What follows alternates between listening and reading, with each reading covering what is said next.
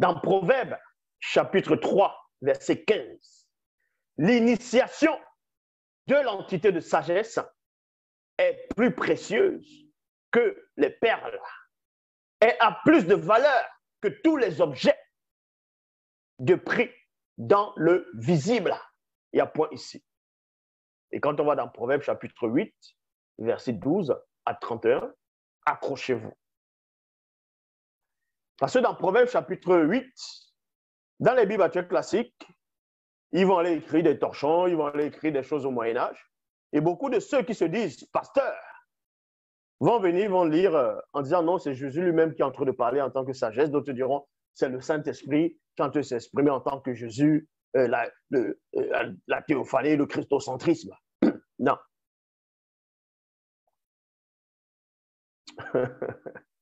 On va donc lire ici pour vous dévoiler le mystère même de la sagesse. Dans Proverbes, chapitre 8, versets 12 à 31. Il est dit ici, moi, entité de sagesse. Donc vous comprenez que c'est une entité, c'est-à-dire l'entité de sagesse, qui s'exprime ici dans Proverbes, chapitre 8. Elle se dévoile.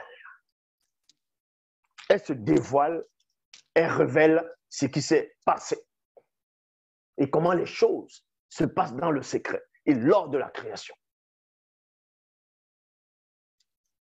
Moi, entité de sagesse, je ne me sépare point de l'entité du discernement.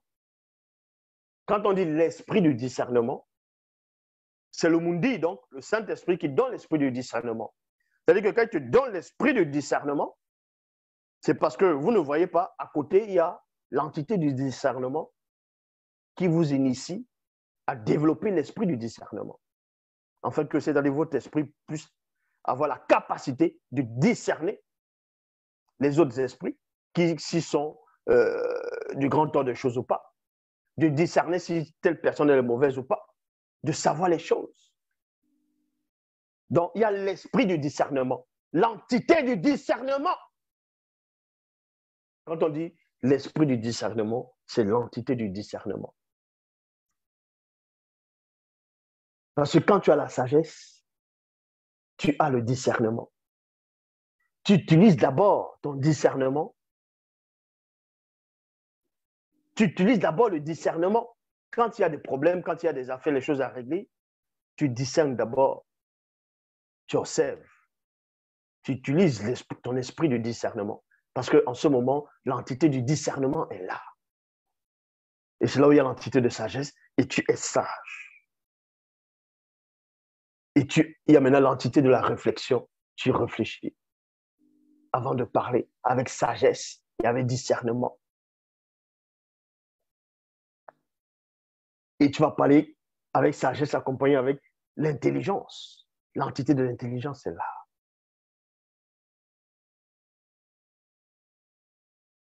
C'est comme ça que ça se passe. Dans le plan non visible, que l'homme ne peut voir.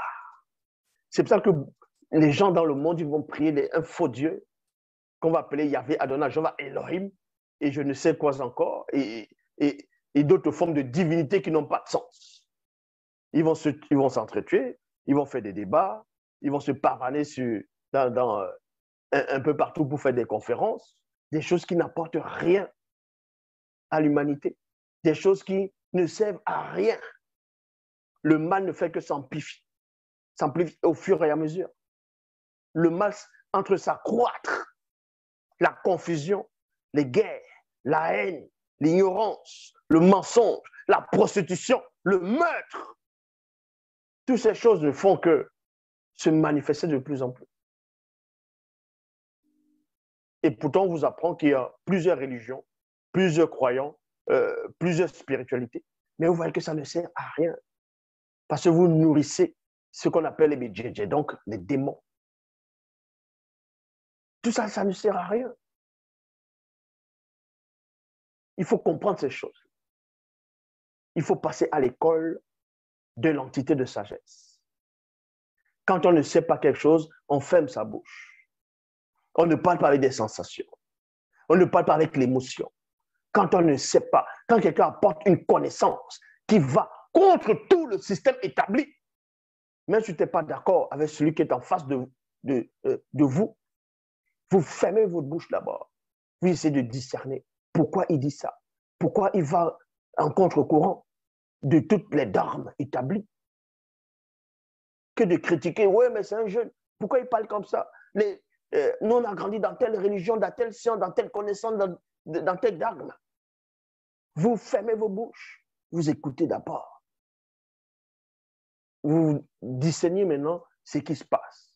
Vous utilisez la réflexion, la sagesse, mais vous ne pouvez pas, vu que l'entité de sagesse, l'entité du discernement, l'entité de réflexion, l'entité de la connaissance, l'entité de l'intelligence ne vous initie pas. Vous allez passer des heures, des mois, des années après des faux dieux.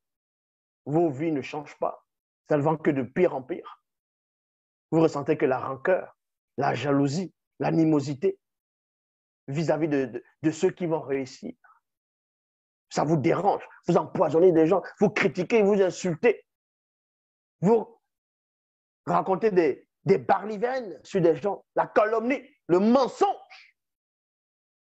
Parce que votre vie, vous tournez en rond. Vous n'avancez pas.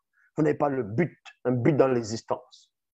Quand vous faites quelque chose, vous voulez être seul à faire cette chose. Et quand une autre personne est en train de faire et en train de réussir, tu vas à tout prix déranger ou bien calomnier cette personne. Parce que vous n'êtes pas assisté par l'entité de sagesse, par l'entité de la réflexion. Si votre soi-disant Jésus était réellement là, vous pensez que les chrétiens allaient être tels qu'ils sont là? C'est parce que votre Jésus derrière, c'est Mittélé, c'est un puissant démon hybride de haut rang qui ne fait que vous humilier dans toutes vos formes de religion bizarres et formes de spiritualité. Vous dites que vous priez les ancêtres, vous faites le culte des crânes, ça vous a servi à quoi? Vous dites que vous avez des visions, vous voyez des anges, vous voyez des ancêtres, vous ne voyez rien du tout. Vous savez en vous-même que vous ne voyez rien du tout. C'est votre désir le plus profond. Que vous dites que Dieu vous a dit, le Saint-Esprit vous parle, l'ange vous apparaît. Vous savez en vous-même que c'est faux. Vous inventez des choses dans vos esprits tordus. Vous le savez en vous-même. Quand vous êtes seul, vous savez que tout ce que vous dites, c'est du mensonge. Mais devant les gens, vous voulez vous convaincre que ce que vous dites, c'est ça. Ce sont des sensations. Parce qu'il y a des règles, il y a des bases. Dans le pays où vous êtes, si vous voulez voir le président de votre pays, il y a le protocole. Vous pensez que vous allez venir voir le président comme ça, si vous n'êtes pas directement de sa famille, et même si vous êtes de sa famille, tout dépend de quel rapprochement vous êtes par rapport à sa famille. Si vous êtes l'enfant direct du président, mais vous venez sans protocole, venez voir votre père.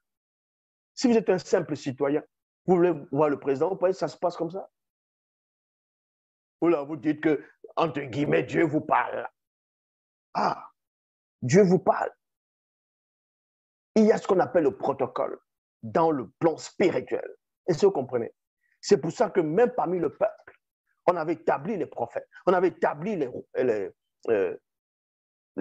comment on les appelle, les prêtres, les souverains sacrificateurs. On établit les apôtres, on établit les bergers, donc les pasteurs. Il y a des règles. Maintenant, quelqu'un va dire, ah, il a pris, il prie son Dieu, et son Dieu va lui répondre. Mais quand vous voyez dans vos torchons, dans vos Bibles classiques, on te dit, telle personne a prié Dieu, a prié Yahvé, Adonai, Jéhovah, Elohim, et qu'est-ce qui se passe pour avoir la réponse? C'est un prophète qui vient lui parler, ou bien c'est un ange qui vient lui parler. C'est ce qu'on appelle le protocole. C'est ce qu'on appelle le protocole.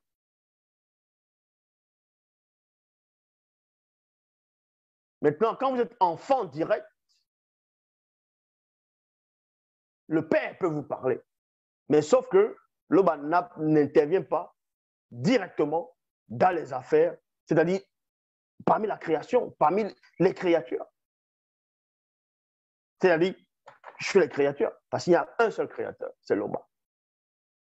C'est pour vous dire que à chaque fois, toi qui me regardes, peu importe la religion où tu es, où tu t'es déjà auto-persuadé que tu es dans le vrai, que ton Dieu est le vrai Dieu, dis-toi que moi, je dis que c'est un faux Dieu. Et à chaque fois que tu vas faire des prières, ta prière ne servira à rien. Puisque ton Dieu dont tu pries n'existe pas. C'est un démon qui est derrière.